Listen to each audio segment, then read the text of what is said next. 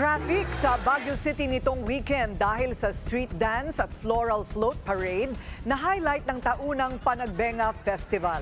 Tampok ang makulay na kultura at nagagandahang bulaklak na pangunahing produkto ng syudad. Yan ang agenda report ni Just Ignacio ng Abante Radio. Pumarada sa kahabaan ng Session Road, dumaan sa Harrison Road, Jose Abad Santos Drive hanggang sa Melvin Jones Grandstand. Ang 42 naglalakihang mga float na pinuno ng chrysanthemum, lily, sunflower at iba pang mga bulaklak.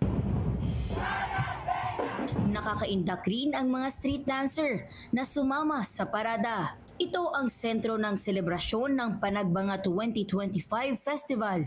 Bukod sa mga float, nagbigay saya rin sa mga manonood ang ilang personalidad tulad ng cast ng teleseryeng Batang Quiapo. Naghandog rin ng moving concert ang ilang rapper gaya nila Crazy Mix, Flick G, Basilio at Sisa habang tinatahak ang ruta ng parada.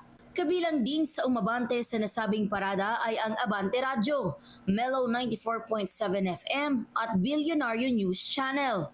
Mayroon ding float ang Comelec. Dumalo si Chairman George Garcia para ipaalala sa publiko ang karapatan na pumili ng mga leaders sa midterm elections sa Mayo. May nakisaya rin na mga kandidato sa halalan. Nitong Sabado, tinunghayan naman ang street dance parade na isa rin sa mga inaabangan tuwing Panagbenga. Ibinida rito ang kasaysayan ng mga lumahok. Kanya-kanya sila ng tema na nagre-representa ng kanilang mayamang kultura at kasaysayan. Katulad ng Bitalok Tribe, kung saan umiikot anla ang kanilang sayaw mula sa sinaunang Gabaldon.